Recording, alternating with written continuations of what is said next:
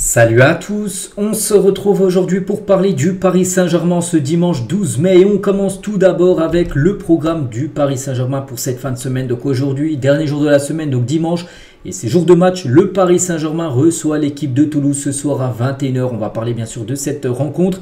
Donc c'est l'après-match de la rencontre honteuse du PSG contre Dortmund.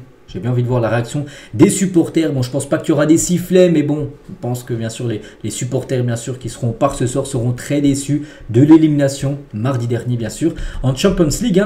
Donc là on parle plus de Ligue des Champions vu que le PSG c'est fini. Encore par la Ligue des Champions avec le PSG, ça sera bien sûr saison prochaine. Et concernant cette rencontre, n'oubliez pas que tous les matchs ce soir de la journée de Ligue 1 se joueront en même temps. Et n'oubliez pas que le PSG est déjà sacré champion de France bien sûr. Mais bon, il faut essayer maintenant de bien finir la saison et surtout préparer le match. On est le 12, dans 13 jours maintenant, il y a le match contre Lyon, un match de Coupe de France, un final. Donc voilà, ce match contre Toulouse, c'est déjà un match pour préparer bien sûr cette finale très importante. Et l'arbitre du match, donc là c'est tous les arbitres, nous ce qui nous intéresse c'est Paris-Toulouse. Ce sera Florent Bata qui sera l'arbitre tout simplement de cette rencontre ce soir. Et l'état de forme des deux équipes, de côté Paris Saint-Germain, donc une équipe un peu... Bon, il y a eu 2 victoires, il y a eu un nul, mais surtout le PSG reste sur 2 défaites. Allez, 2 matchs contre Dortmund bien sûr, où ça a été 2 grosses déceptions, 2 matchs où le PSG n'a pas réussi à marquer. Donc voilà, pourtant les matchs avant, regardez, il y a eu 3 buts inscrits contre le Havre, il y a eu 4 buts contre Lorient, 4 buts contre Lyon, le match encore avant, 4 buts contre l'équipe du Barça. Et c'est vrai que les 2 derniers contre Dortmund, tu n'arrives pas à marquer le moindre but, c'est fou les gars, c'est fou. Le match a eu lieu quand même il y a 5 jours. Des fois j'y repense les gars, je me dis mais pourquoi, comment ils ont pu faire un match comme ça? Bon, voilà, c'est comme ça. Il va falloir passer à autre chose. Et Toulouse, les gars, Toulouse, je crois qu'ils sont... je ne sais même pas s'ils sont maintenus ou pas. Donc Toulouse, tiens, pour voir le classement. Donc Toulouse, ils sont 11e, 40 points. Je ne sais pas s'ils sont maintenus. Genre, bref, on s'en fiche un peu. Mais le PSG, les gars, bien en tête. Donc voilà, eux, ils seraient sur une défaite. Voilà, quand le PSG est sur 2 défaites. Donc on verra. On espère, bien sûr, rebondir directement avec une victoire pour préparer, bien sûr, le match de Coupe de France. Et n'oubliez pas, même si j'en ai parlé ces derniers jours, que le PSG jouera avec son nouveau maillot de la saison prochaine. C'est officiel, il a été dévoilé hier. C'était plutôt avant-hier.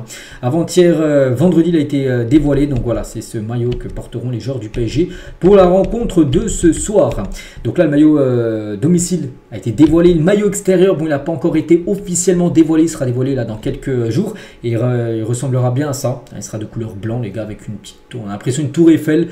Voilà, le futur maillot extérieur. Le 3e maillot qui sera dévoilé encore plus tard, peut-être au mois de septembre par là, sera un maillot de couleur rose. Mais pour l'instant, le seul maillot officiel qui a été dévoilé, c'est bien le maillot domicile.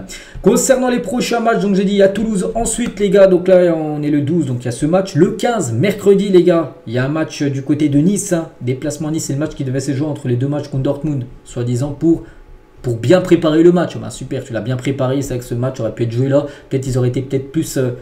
impliqué on peut dire pour le match retour contre Dortmund. Bon bref, ce match se jouera le 15. Donc là c'est vrai que sur les 3 prochains jours les gars, il y a 2 matchs quand même pour le Paris Saint-Germain.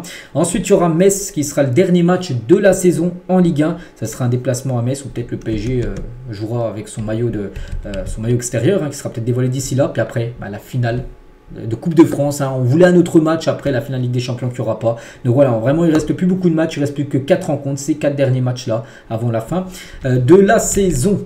On continue, on va parler maintenant de quelque chose qui va être très important, c'est le mercato. On en parle beaucoup là, vraiment de plus en plus d'infos là ces derniers jours, ces dernières semaines, parce qu'on arrive sur la fin de saison comme chaque fin de saison. Le PSG prépare bien sûr, mercato qui est important pour le PSG vu que c'est un club très actif. Bref, donc le PSG explore activement le marché pour un nouveau jeune gardien aux côtés de Donnarumma.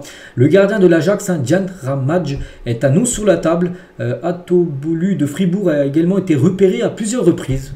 Voilà, donc voilà, peut-être un gardien bis, un gardien... voilà, vu que Keylor Navas, n'oubliez pas que Navas... va quitter le club, il est en fin de contrat en fin de saison, il ne va pas rester. Arnaud Tenas, je ne sais pas s'il va rester ou non. Et Sergio Rico, toujours en rétablissement. Donc c'est pour ça qu'un nouveau gardien devrait débarquer pour être certainement la doublure de Donnarumma.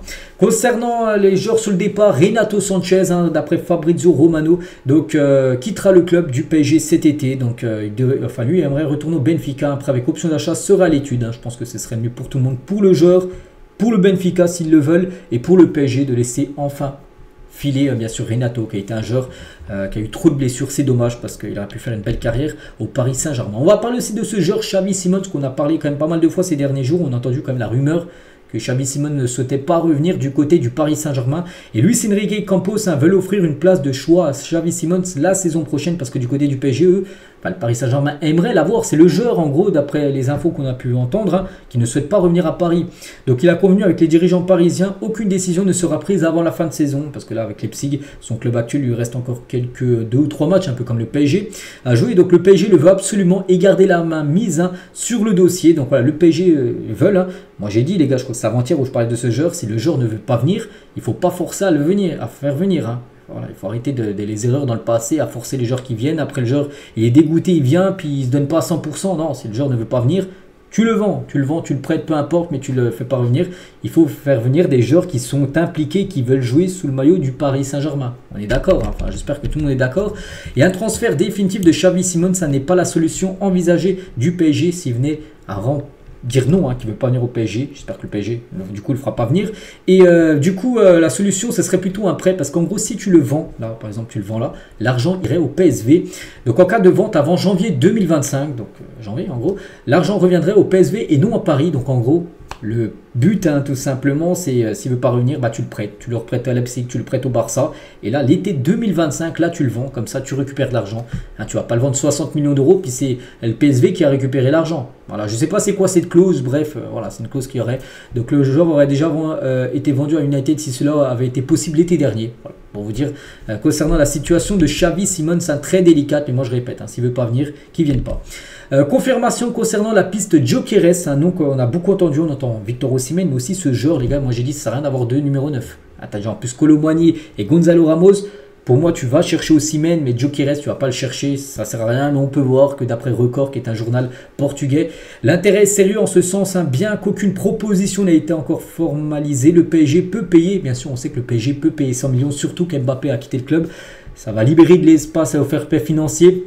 Il y aura plus son énorme salaire à payer à Kylian Mbappé. Donc bien sûr, tu peux te permettre d'offrir 100 millions d'euros voilà, pour ce joueur. Le Sporting veut le garder encore une saison. En cas d'échec, le plan B du PSG sera Osimhen. J'espère que plutôt Osimhen est le plan A. Et lui, c'est le plan B, parce que pour l'instant, on a l'impression que le plan A, c'est lui. C'est Gyökeres, qui est un très bon joueur. Il a fini meilleur buteur du côté du Portugal, mais je préfère toujours Victor Osimhen. Donnarumma, les gars, dont le contrat actuel court jusqu'en 2026, ça pourrait prochainement prolonger du côté du Paris Saint-Germain. N'oubliez pas que ce gardien est arrivé libre du côté du PSG. Donc ça, si on fait le bilan, je crois que ça fait 3 ou 4 ans qu'il est du côté de Paris. Bon, un gardien, voilà. En Ligue 1, ça passe, mais en Ligue des Champions, il doit faire beaucoup mieux. Voilà, des matchs contre le Barça, qui a été très moyen, bien sûr, avec des sorties où il doit sortir, il ne sort pas. Même le match retour là, contre Dortmund, il doit assurer des gardiens qui auraient sorti, qui auraient boxé le ballon, et Dortmund n'aurait jamais marqué. Ça a peut-être fait 0-0, le PSG aurait été éliminé sur un nul 0-0. Mais voilà, il n'aurait pas pris ce but. Bon, bref, le gardien devrait prolonger du côté du PSG. Et son rêve, lui, serait de devenir le capitaine du club parisien à l'avenir, peut-être après le départ de Marquinhos.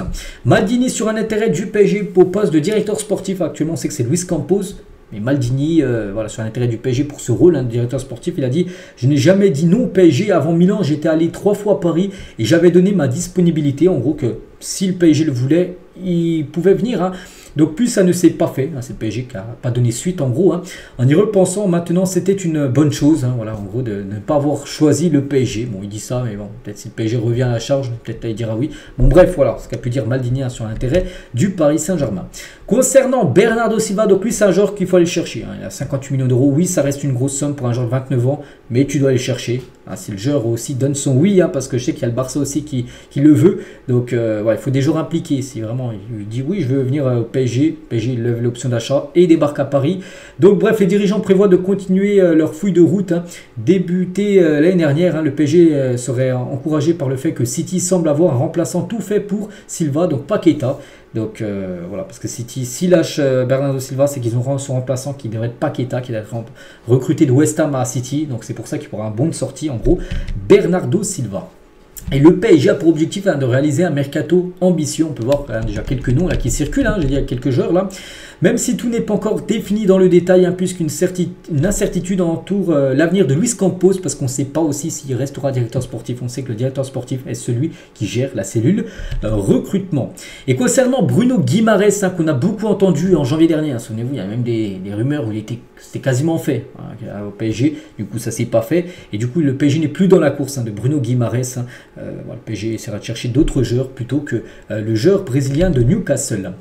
Et on finit aujourd'hui avec Kylian Mbappé parce que ce soir, c'est vrai que là je n'ai pas parlé aujourd'hui, mais ce soir normalement, hein, d'après ce que j'ai pu voir, il devra annoncer officiellement son départ du PSG. Et Thierry Henry l'a dit, hein, Mbappé est le plus grand joueur qui a joué au PSG. Bah tiens, on va finir sur un sondage. Donc pour vous, où classeriez-vous Mbappé dans la hiérarchie des meilleurs joueurs de l'histoire du Paris Saint-Germain? Numéro 1, c'est le meilleur. Notre top 3, top 5, top 10. Bon, moi, je pense au moins dans le top 10. Hein. Je ne vais pas le mettre top 50 à Mbappé. Ben, voilà, on va non plus abuser. Pensez votre choix en tête. Quasiment 6000 votants. Et la plupart ont mis top 3. C'est ce que j'ai mis également. Je ne vais pas le mettre numéro 1. Même s'il est meilleur buteur de l'histoire du PSG, je ne le mets pas numéro 1. Voilà. Pourquoi parce que lors des très grands matchs, parce que nous, voilà, un joueur vraiment, le meilleur joueur du PSG, il aura marqué l'histoire vraiment du Paris Saint-Germain. Tu ne peux pas le mettre dedans, les gars. Finale de Ligue des Champions 2020, les gars, il fait une bouse. Là, les 2 demi-finales, il fait des bouses. Voilà, lors des gros matchs, les gars, il répond pas souvent. C'est vrai qu'il en a mis des buts en Ligue des Champions, tout ça.